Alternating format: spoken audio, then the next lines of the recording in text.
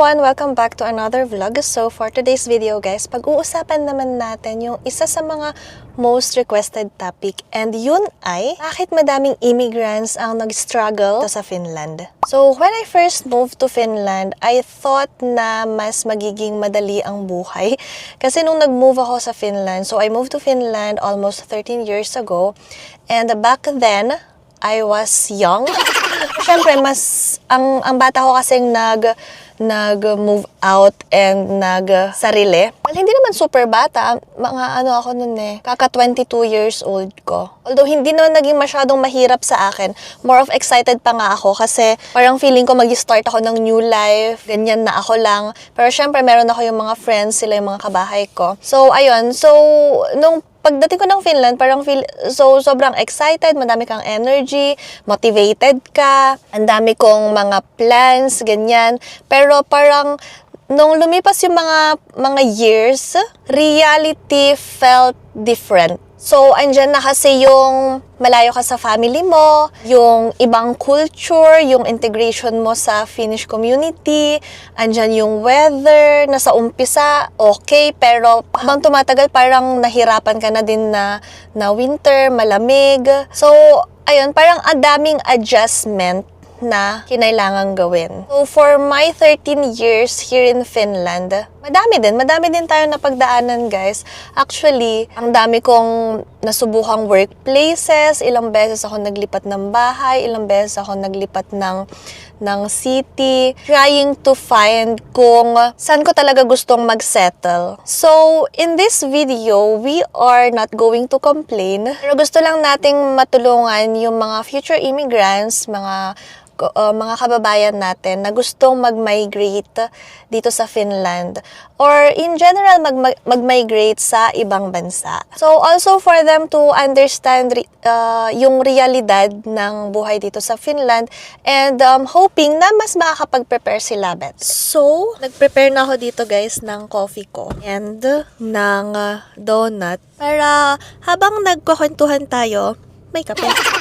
So, ang setting natin ngayon is sa loob ng car kasi may inaantay lang din ako. May inaasikaso kami.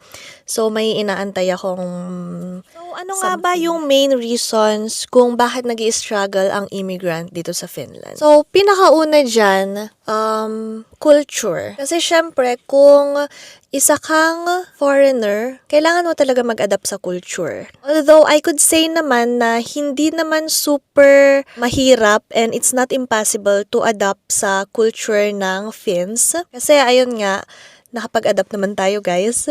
So, ano ba yung culture nila? Ayun nga, sobrang nilang nire-respect ang personal space. Kasi syempre tayo sa Pilipinas, sanay tayo na close yung mga tao.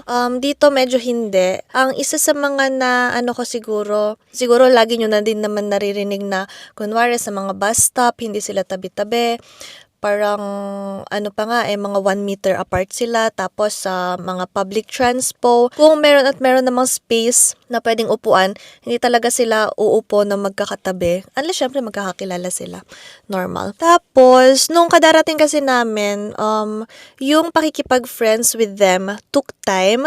Kasi siguro, hindi pa sila masyadong sanay. Dun sa city kung saan ako nagpunta, hindi pa sila masyadong sanay. Siguro sa mga foreigner.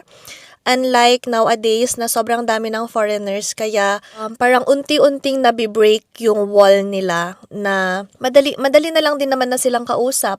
Ganyan. Pero hindi sila yung mas small talk. Hindi sila yung mas small talk na kunwari makasalubong mo yung kapitbahay mo na talaga makikipagkwentuhan sa'yo. In general kasi lagi namang merong mga exemption to the rule na meron talagang mga Finns din na very jolly, very gusto makipagkwentuhan. Kasi napansin ko na ang daming nagbago for 13 years nandito ako sa Finland. Kung paano nila i-accept ang foreigners, kung paano din sila mag-adapt sa culture ng iba. One thing na napansin ko is that when it comes to food, more and more na nakikita ko silang nagiging open na i-try yung cuisine or yung pagkain ng ibang culture. Like ngayon, ang dami ng mga Chinese buffet, may mga kebab, mga Thai food, Indian food, Japanese, mga ganyan. Nagtatry na sila and also parang some years ago, nag-start na din yung mga Korean food and nakikita natin na nagtatry na din sila. So, pikuhilya, masasabi natin na little by little, everyone adjusts. Which is a nice thing for me. Tapos, andun na din syempre yung language. Ang language kasi sa Finland is Finnish. So, kailangan mo din talaga matutunan yung language kung talagang gusto mong mag-integrate sa community nila.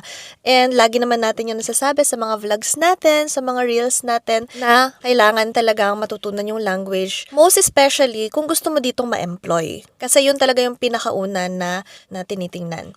Actually, may sad story nga, may sad news kasi, ano ba natin sasabihin? Not to put negativity naman or not to, hindi naman tayo dun sa negative na side ng things. Pero nakakalungkot lang kasi natititigan na naman ang Filipino nurses dito dahil sa language. Pero nakakalungkot lang tingnan na madami pa ding mga nagko-comment ng mga negative tungkol sa atin. Pero, syempre, ang mga Filipino naman, nag-a-adapt kasi yan nag-a-adapt kasi tayo So, ano ba't matututunan at matututunan lang din natin yung language. So, sa mga nag-aaral ng language, I could say na sipagan pa natin, ganyan.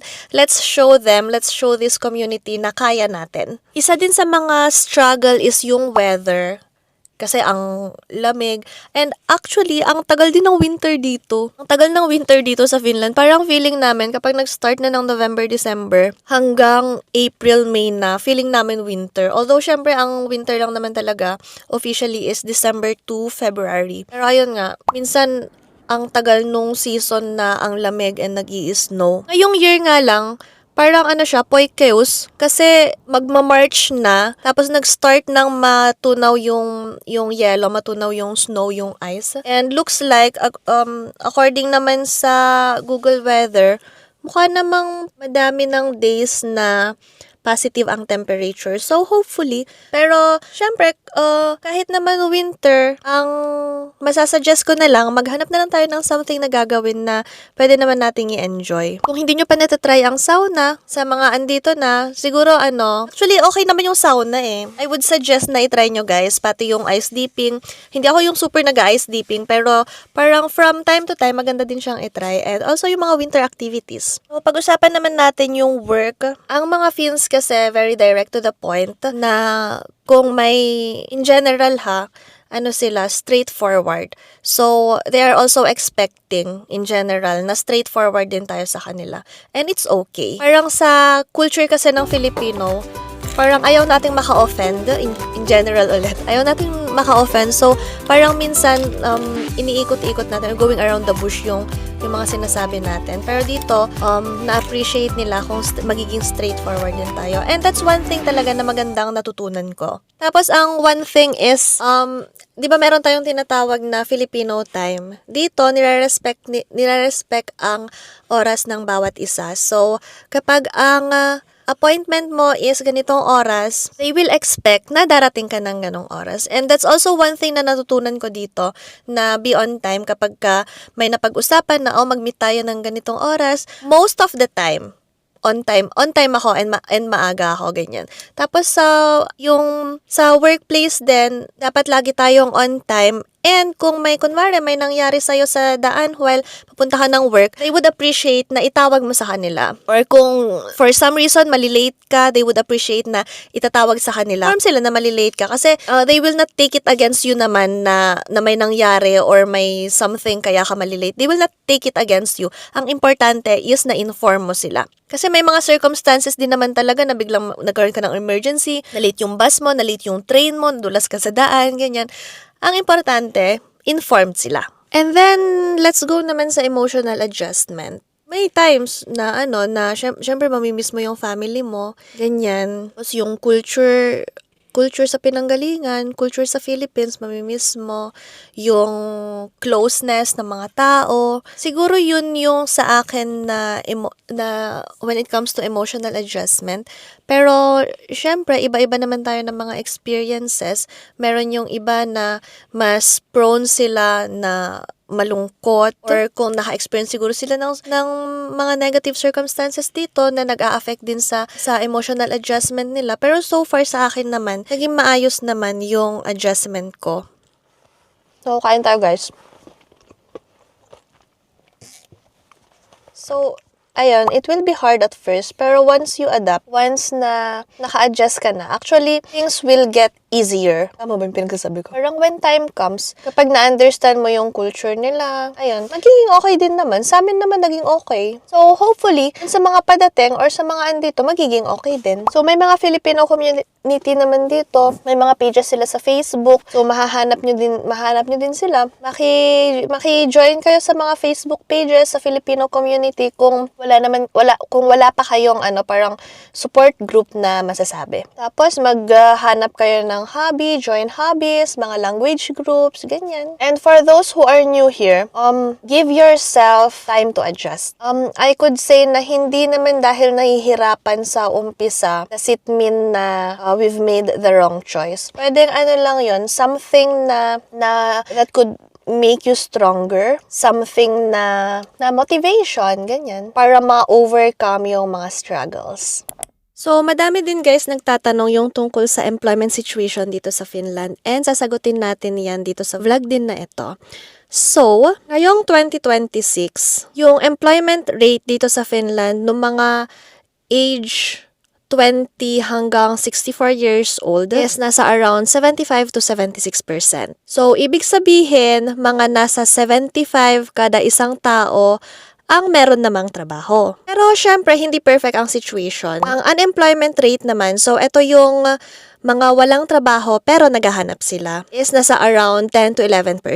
So, hindi ito kasing baba compared to other European countries. So, meaning, meron talagang competition dito sa paghahanap ng work. So, talagang kailangang ibenta mo yung skills mo, ganyan. And, syempre, una na dyan lagi nating nire-remind yung mga tao na galingan natin sa Finnish language. Kasi yun talaga yung pinakaunang titingnan ngayon ng mga employers. Syempre, kung sino yung nagsasalita ng Finnish, mas sila yung na-employ. So, kung international student ka, nag-aaral ka dito sa Finland or nagpaplano ka na pumunta dito sa Finland, ayun, paulit-ulit tayo. Aaralin natin yung Finnish language kasi hindi naman siya mandatory sa lahat ng field, pero it will be your big advantage kapag naghahanap ka ng work. So, real talk, hindi instant ang success, hindi dahil nasa Finland ka na, magiging okay na yung lahat. Pero kung willing ka nang matuto ng language, meron kayong skills and motivation na needed, and marunong ka namang mag-adapt, adaptable ka, meron pa ring opportunity dito sa Finland para sa'yo. Kaya kung dream mo din talaga na pumunta dito sa Finland, and tinitingnan mo na gusto mong, and kung dream mo din talaga na pumunta dito sa Finland, na mag-start ng life dito sa Finland, kailangan din talaga ng effort, ng motivation, and ayun. So, kung tatanungin nyo guys, i-recommend ko pa rin ba ang Finland? Siguro, pag-isipan ng mabuti, kasi medyo mahirap ngayon compared nung mga for the past years nung nag-uumpisa ako na lagi kong sinasabi na madaming work dito, madaming job opening, ganyan. Pero for now, may opportunity pero mataas din yung competition. So, kailangan talagang pag-isipan ng mabuti. And paulit-ulit din naman tayo nagpapaalala sa mga previous vlogs natin dati na be mindful. Wala namang masama na i-pursue ang dream, i-pursue ang plan na pumunta dito sa Finland, lalo kung meron namang nag-aantay sa inyong trabaho. Pero, masasabi ko na yung sa may mga family, na kung kunwari yung husband or wife mo, yung partner mo, meron naman siyang stable job somewhere else, tapos dadalhin mo siya dito sa Finland para dito siya maghanap ng work or para subukan dito, siguro parang pag-isipan lang ng maigi na i-weigh mo talaga yung pros and cons. Ayun lang. So, this vlog is, again, another reminder for us. Another reminder for you guys na be mindful sa mga plans natin. Huwag tayong padalos-dalos ng decision. So, sa mga gusto pala na mag-share ng mga experiences nila dito sa ating channel, message nyo lang ako guys or comment down. Meron akong TikTok and Facebook page, Sisu Life with Julie. Pwede nyo akong i-message doon. Well, anyway, ayun lang naman guys for this vlog. Again, thank you for watching. Please give this video a thumbs up. Don't forget to subscribe and I'll see you on my next one.